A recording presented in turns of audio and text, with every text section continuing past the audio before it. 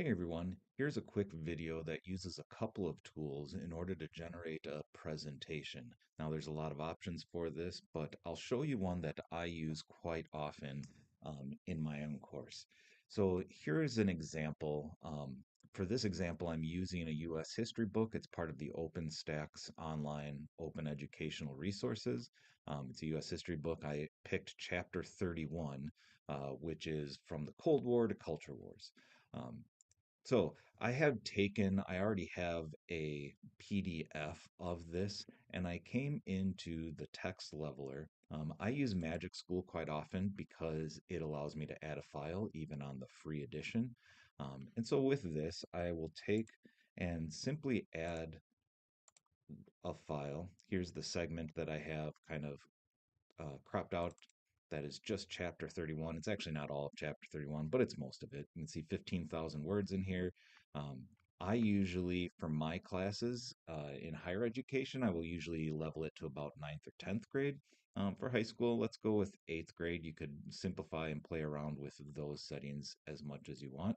And then you can generate this. Now, I've included both the output that it gave me as well as the original chapter in the links below. So you can take a look and see. And right now it's going through and doing that. When it's done, I typically just copy that text and paste it into a Word or a Google document. So I've shared those with you.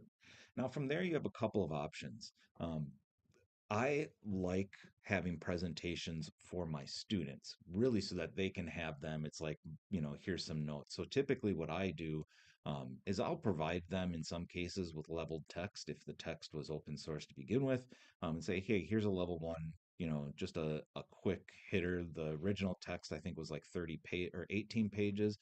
This simplified it down to about 8, but it doesn't just summarize it. It's kind of keeping it in the same format. You'll see some classic things from a textbook where it's showing the chapter outline right here.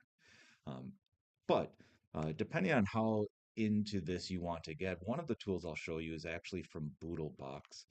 I'll go over, this is a BoodleBox that we have on our account. So this is the full version of it. Um, but you can do a new chat. Here's an AI tool. And I will go down and find the um, presentation generator. So usually, like for mine, there's all of these things like content creation, and here's a lecture slide generator. All I'm going to do actually for this is copy this. Normally, I would give it my notes or I would say, hey, here's the outline I want. But let's see what it does with this. So let's just say, make me a 10-slide presentation based on this content. Let's just see how well it does.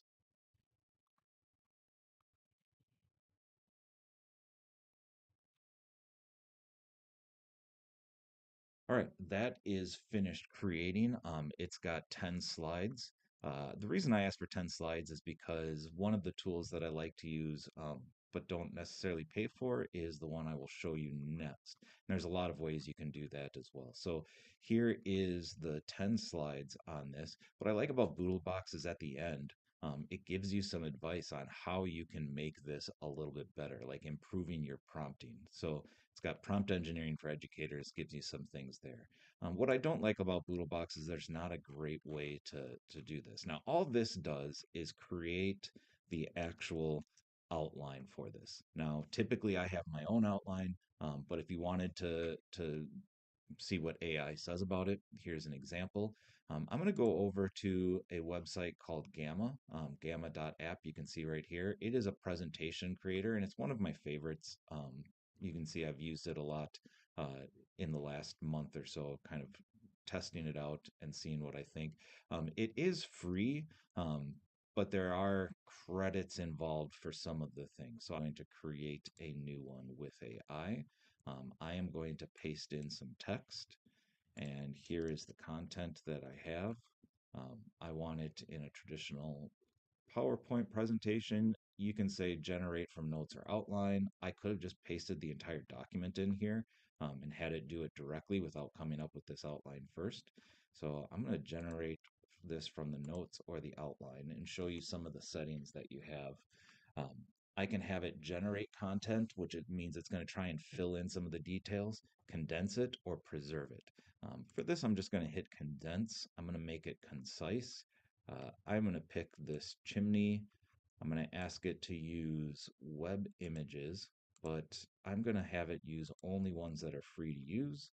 Um, it's going to do work on the 10 slides here. You can see I'm almost out of credits for or unlimited, but I'm going to generate this, probably uses like 40 credits just to show you how this works.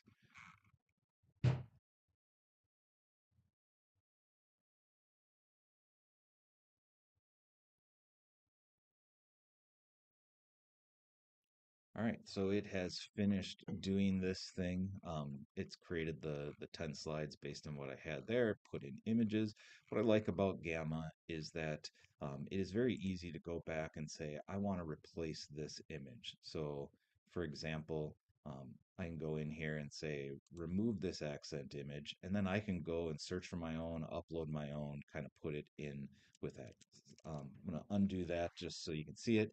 You can also go through and change the way that some of these things are laid out, changing the color, whatever you want to change in here. So after it creates it, it gives you, control to do it. Now I find if you're going to edit some of these things, it's nice to do it here before you actually export it. But here's what's really cool about this one is that when you are finished with it, and you go to the share button, you have the ability to export it as a PDF, PowerPoint, Google Slides. I usually do mine in PowerPoint, but for this example, we're going to export this to Google Slides, and then it will create the slides. It'll be ready to go. And you can actually do some of the editing in there, although it kind of changes the way that it formats and it does all of the things itself. But it is really handy to be able to just say, like, hey, here is the slide presentation ready to go.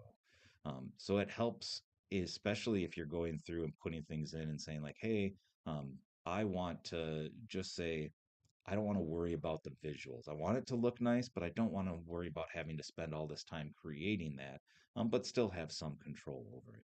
So you can take that and then go ahead and edit it the way that you want for your presentation. So that was just kind of a workflow I use myself, going from a text through a text leveler to a slideshow presentation.